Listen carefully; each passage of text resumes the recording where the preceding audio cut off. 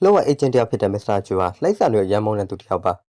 ါမစ္စတာဂျူဟာအရာရာကိုစီးကမ်းချနဲ့လောက်ကင်တတ်ပေမဲ့လိမ့်ဆန်တွေနဲ့တွေ့ရင်တော့အများနဲ့လွယ်လွယ်ချော်ရဖြစ်နေတတ်ပါတယ်။ဒီနေ့မှာတော့တရုတ်ကိုရီးယားချစ်ကြည်ရေးဖြစ်ပန်နာတကောင်တန်တမန်အနေနဲ့ကိုရီးယားနိုင်ငံကိုပို့ဖို့အကြောင်းဖန်လာပါတယ်။ဒီနေရာမှာမစ္စတာဂျူကဥဆောင်ပြီးတန်တမန်ဖြစ်တဲ့ပန်နာဝုံလေးကိုလုံခြုံရေးပေးရမှာပါ။အစမှာတော့လိမ့်ဆန်တကောင်ကိုလုံခြုံရေးပေးရမှာဖြစ်နေတဲ့အကြောင်းမစ္စတာဂျူဟာညှိညူပြီးမလုပ်ချင်ကြောင်းပြောနေခဲ့ပါတယ်။ဒါပေမဲ့လည်းဒီတာဝန်ပေးရင်ရာထူးတိုးပြီးနိုင်ငံအဆင့်ရှိတဲ့အလုပ်တွေကိုထမ်းဆောင်မှာဖြစ်ကြောင်းမစ္စတာဂျူရဲ့အထက်ရာရှိကပြောခဲ့ပါတယ်။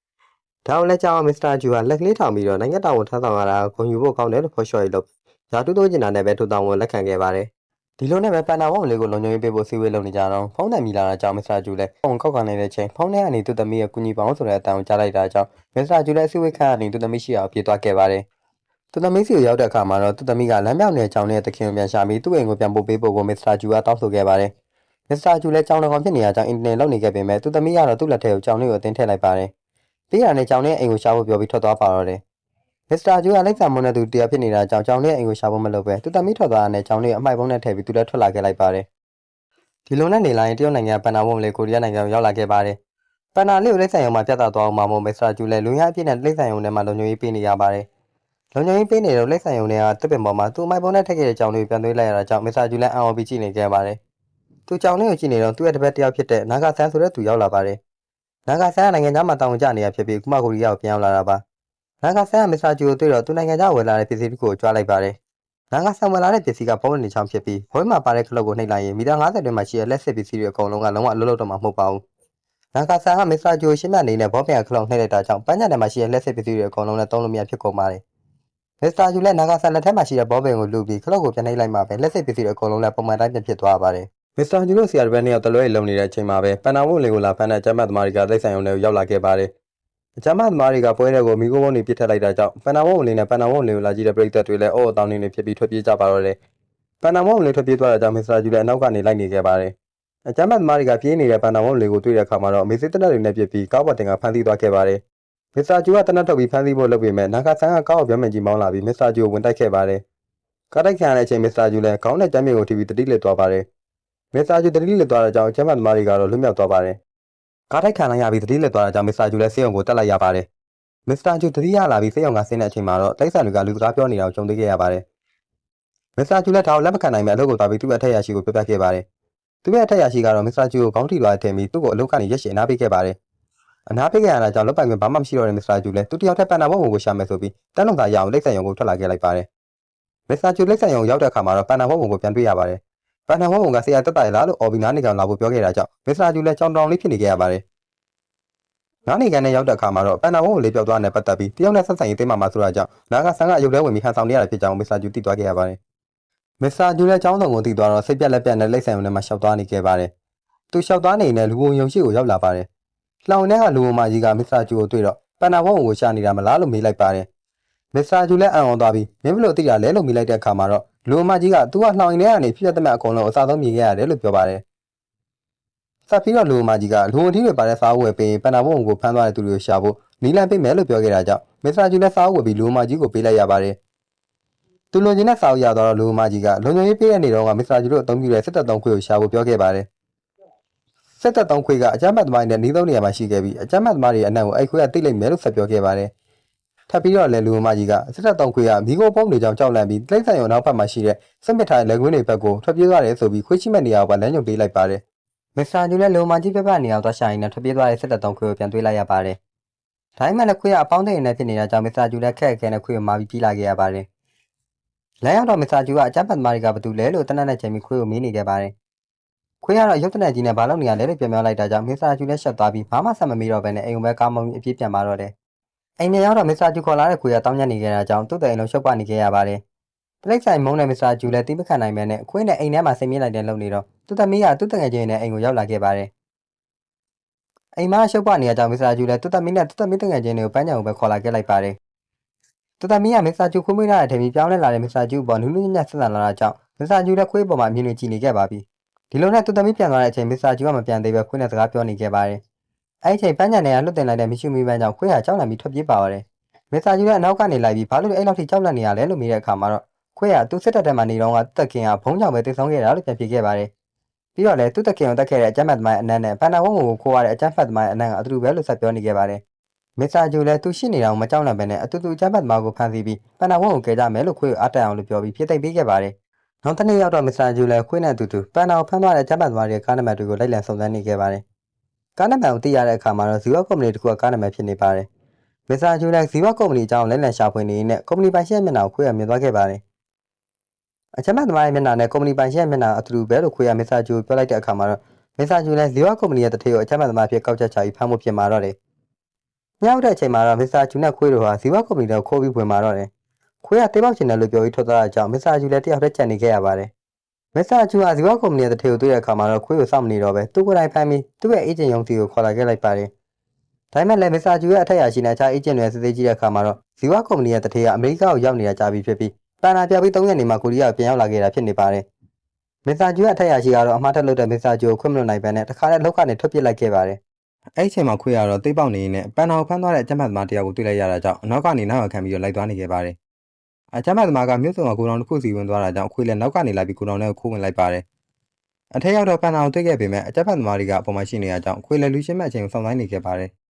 ခွေးဆောင်ဆိုင်းနေတဲ့အချိန်မှာပဲအကျမ်းပတ်သမားတွေစီကိုလူတယောက်ရောက်လာခဲ့ပါတယ်။ထို့သူကတော့အခြားသူမဟုတ်ပါဘူး။ဇီဝကုမ္ပဏီရဲ့ပိုင်ရှင်တထေးပါပဲ။သူကပန်နာရဲ့သွေးနဲ့စေးသမျိုးထုတ်ဖို့အတွက်အကျမ်းပတ်သမားတွေကိုပတ်စံနဲ့ငါပြီးပန်နာဝုံကိုဖမ်းခဲ့ခြင်းပဲဖြစ်ပါတယ်။ဇီဝကုမ္ပဏီပိုင်ရှင်တထေးကအကျမ်းပတ်သမားကိုတွေ့ရတဲ့သူမျက်နှာပုံစံမျက်နှာဖုံးကိုဆိုပြီးပန်နာကိုခိုးခဲ့တဲ့အကျမ်းပတ်သမားကောင်းဆောင်ကိုအော်ဟစ်လိုက်ပါတယ်။ပြီးရနဲ့အကျမ်းပတ်သမားစီကိုသူတောင်းဆိုတာတဲ့ထင်းကျော်ရီခလုံးနဲ့ထင်းကျော်ရတဲ့ဘုံတွေကိုပေးလိုက်ပါတယ်။ခွေးလည်းစိတ်ရှည်သွားတဲ့အကျမ်းပတ်သမားနဲ့ဇီဝကုမ္ပဏီပိုင်ရှင်တထေးတို့စကားပြောနေကြတာကိုအချိန်ကြာကြီးနားထောင်ပြီးတော့စောင့်ဆိုင်းနေခဲ့ပါတယ်။အကောင်လုံးထွက်သွားကြတဲ့အချိန်မှာတော့ခွေးဟာပန်နာဝုံစီသွားပြီးမစ္စတာဂျူကိုခေါ်လာကလာကပေးမယ်လို့ပန်နာလေးကိုပြောလိုက်ပါတယ်။ခွေးဟာမစ္စတာဂျူကတလက်အများကြီးသူဖြစ်တာကြောင့်သူပြောရင်မျိုးကြီးမှဆိုလို့ပန်နာဝုံလေးမျက်စောကစားနေတတ်တဲ့ဘောလုံးလေးကိုပသက်နဲ့ကပ်ပြီးမစ္စတာဂျူစီကိုအပြေးပြန်လာခဲ့ပါတယ်။မစ္စတာဂျူရဲ့အိမ်ရှိရောက်တော့ခွေးဟာလူခေါ်ဘဲကိုတည်ပြီးမစ္စတာဂျူကိုလှမ်းခေါ်နေခဲ့ပါတယ်။မစ္စတာဂျူကတော့လူမဖမ်းခိုင်းတဲ့ခွေးကိုတင်းနေပြီးစစ်တပ်တဲ့ခွေးတင်းသမားကိုခေါ်ကခွေးကိုဖမ်းခိုင်းခဲ့ပါတယ်။ခဏကြာမှတော့မစ္စတာဂျူရဲ့သမီးကခွေးပြူလေးတစ်ကောင်ကိုခေါ်ပြီးသူ့အိမ်ကိုရောက်လာခဲ့ပါတယ်။မစ္စတာဂျူရဲ့ခွေးလေးနဲ့အဖော်ပြလို့ရအောင်ခွေးပြူလေးကိုခေါ်လာခဲ့ခြင်းဖြစ်ပါတယ်။မစ္စတာဂျူရဲ့ခွေးလေးကိုမတွေ့လို့သူ့သမီးကဘယ်ရောက်သွားလဲလို့မေးတဲ့အခါမှာတော့မစ္စတာဂျူကအဲ့ခွေးငတ်တောင်းကိုစစ်တပ်တဲ့ပြန်ထည့်လိုက်ပြီလို့ပြောလိုက်ပါတယ်။အစကားကိုကြားတဲ့အခါမှာတော့မစ္စတာဂျူရဲ့သမီးကမစ္စတာဂျူကိုကျင်နာတရားမရှိတဲ့သူနှလုံးသားမရှိတဲ့သူဆိုပြီးငွေယိုကပြောနေခဲ့ပါတယ်။ပြီးတော့လည်းစစ်ပြေခွေးတွေကိုပြန်မိရင်တက်ပစ်တာဒါမှမဟုတ်ခွဲစိတ်ကောင်ပို့တတ်တယ်ဒီလိုမျိုးလာဖြစ်ခဲ့ရင်ခွေးလေးကိုကိုယ်တိုင်တက်ပစ်တာနဲ့တူပဲလို့သူ့သမီးကဆက်ပြောပြီးပြန်သွားခဲ့ပါတယ်။အဲ့စကားကိုကြားတဲ့အခါမှာတော့မစ္စတာဂျူလည်းခွေးလေးကိုစစ်တပ်တဲ့ကနေခိုးပြီးပြန်ခဲ့လာခဲ့ပါတယ်။လမ်းအောင်တော့မစ္စတာဂျူကသူ့သမီးမောင်းသားတဲ့ကိစ္စခွေးလေးကိုတတ်မိတော့မလို့ဖြစ်တဲ့ကိစ္စတွေကြောင့်လမ်းဘေးမှာထိုင်ပြီးငိုနေခဲ့ပါတယ်။ခွေးလေးကိုမောင်းထုတ်ပြီးမှလည်းခွေးလေးကဘယ်မှမသွားပဲမစ္စတာဂျူနားမှာပဲနေမယ်လို့ဘေးနားမှာကပ်ပြီးပြောနေခဲ့ပါတယ်။အချိန်ခဏမှထိုင်ငိုပြီးမစ္စတာဂျူဆင်ပြေသွားတဲ့အချိန်မှာတော့ခွေးလေးကတန်တမန်ပန်နာလေးကိုသွားခဲ့ဖို့သူ့နောက်ကနေလိုက်ခဲ့လို့ပြောကထွက်သွားခဲ့ပါတယ်။မစ္စတာဂျူလည်းဒီကထမိုင်းတော့မင်းငေါင်းလိုက်တတ်မယ်လို့ကြိမ်သွားပြီးခွေးလေးသွားတဲ့နောက်ကိုလိုက်သွားခဲ့ပါတယ်။ခွေးလေးခေါ်သွားတဲ့နေရာကိုရောက်တော့လုံညွေးအဖြစ်ရှိနေတဲ့ကိုရောင်တစ်ခုကိုမစ္စတာဂျူတွေ့လိုက်ရပါတယ်။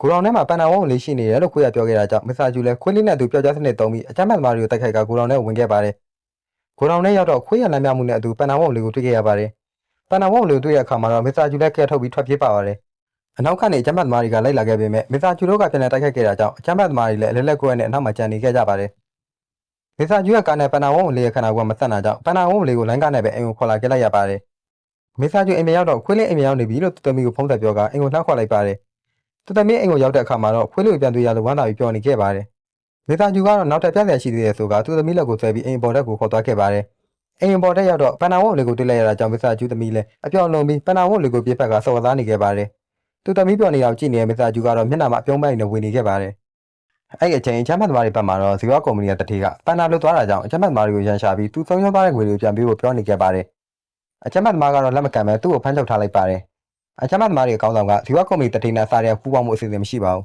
။သူ့မှာအခြားအကြံစီရှိပြီးသားပါ။သူ့ရဲ့အကြံစီကတော့တရုတ်နဲ့ကိုရီးယားချစ်ကြည်ရေးအစည်းအဝေးပွဲမှာပန်နာဝုံလေးရဲ့ခန္ဓာကိုယ်ထဲမှာပုံထည့်ပြီးအစည်းအဝေးခမ်းမတစ်ခုလုံးဖောက်ခွဲပစ်ဖို့ပဲဖြစ်ပါတယ်။ဇီဝကုမ္ပဏီတထေးယူလာတဲ့ဘုံတွေကိုကောင်းမကောင်းတစ်ခါနဲ့စမ်းသပ်ချင်တာနဲ့အချမ်းဖတ်သမားကောင်းဆောင်ကဇီဝကုမ္ပဏီတထေးရဲ့ပိုက်ထဲကိုပုံထည့်ပြီးစမ်းသပ်ခဲ့ပါတယ်။ဘုံကပြင်းထန်လွန်းတာကြောင့်အဆောက်အဦပါပောက်ကွဲသွားပြီးဇီဝကုမ္ပဏီတထေးလည်းနေကောင်းချုပ်သွားခဲ့ရပါတယ်။အချမ်းဖတ်သမားကောင်းဆောင်ကပန်နာဝုံကိုမရှိရင်စစ်တပ်သုံးခွေးတွေမှာဘုံထည့်မယ်လို့ပြောပြီးအဆောက်အဦကိုဆုံးခေါ်ကထွက်သွားခဲ့ပါတယ်။မစ္စတာဂျူဘက်မှာတော့မစ္စတာဂျူကသူ့ထက်ရရှိကိုဖုံးဆက်ခေါ်ခဲ့ပါတယ်။အထက်ရရှိမစ္စတာဂျူရဲ့အိမ်ကိုရောက်တော့မစ္စတာဂျူရဲ့အိမ်ကတိတ်ဆန်ဦးရတစ်ခုလိုဖြစ်နေခဲ့ပါတယ်။အကြောင်းကတော့ခွေးလေးရဲ့တငယ်ချင်းတို့ကိုပါမစ္စတာဂျူကခေါ်ပြီးမွေးစားခဲ့တာအကြောင်းပါ။မစ္စတာဂျူလည်းသူ့ထက်ရရှိကိုအခြားတိတ်ဆန်တွေပြပြီးတော့ပန်နာဝုံလေးကိုပြခဲ့ပါတယ်။ပန်နာဝုံလေးကိုမြင်တော့အထက်ရရှိလည်းဝမ်းသာသွားပြီးမစ္စတာဂျူကိုလှုပ်ပြန်ခတ်ကရာသူတိုးပေးခဲ့ပါတယ်။ဒါ့အပြင်တရုတ်ကိုရီးယားချစ်ကြည်ရေးအစည်းအဝေးပွဲကြရင်မစ္စတာဂျူကိုပန်နာလေးရဲ့တက်တော်တောင်းအနေနဲ့ပွဲတက်ဖို့ပါပြောခဲ့ပါတယ်။ မစ္စတာဂျူကတော့ညှင်းပယ်လိုက်ပြီးသူ့သမီးအတွက်အချိန်ပေးဖို့ရှိသေးတယ်ဆိုကသူ့တစ်ပတ်နာကဆန်ကိုလောက်ခိုင်းမှုပြောလိုက်ပါတယ်အားလုံးပြန်သွားကြတော့မစ္စတာဂျူနဲ့သူ့သမီးလည်းခွေးလေးပြောက်နေအောင်သတိထားမိသွားပါတယ်ဒါနဲ့မစ္စတာဂျူဟာအနီးနားဝန်းကျင်ကိုလိုက်ရှာကြည့်တော့ခွေးလေးကိုအကြမ်းဖက်သမားတွေကကောက်ပေါ်တင်ပြီးခေါ်သွားတာကိုတွေ့လိုက်ရပါတယ်ဒါနဲ့မစ္စတာဂျူလည်းအိမ်ကိုပြန်ပြီးတော့ခွေးလေးရဲ့တငယ်ချင်းဖြစ်တဲ့ချက်တူရီကိုကောင်းကင်ကနေကူပြီးရှာပြီးကိုတောင်းဆိုခဲ့ပါတယ်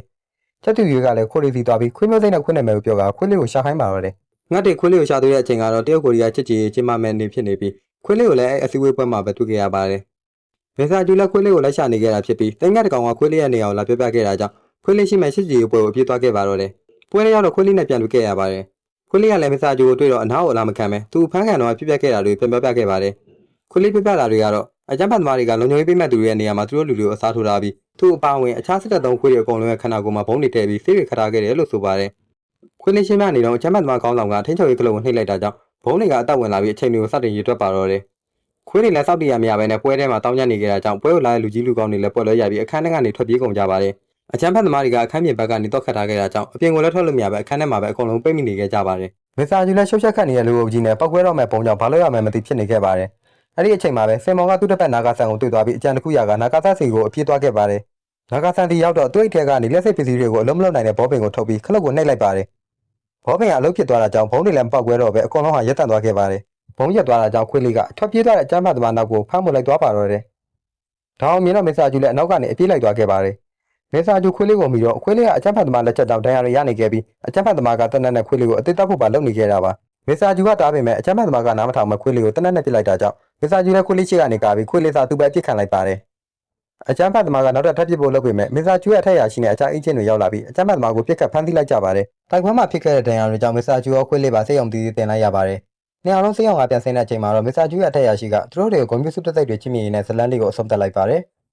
နောက်ထပ်စကားကောင်းလေးလည်းစဉ်းစားမပြတ်သက်သက်ပေးသွားမှာမို့လက်မလွတ်ပဲကြည့်ရှုလို့ရအောင်ကျွန်တော် channel လေးကို subscribe လေးလုပ်သွားပေးကြပါဦးခင်ဗျာ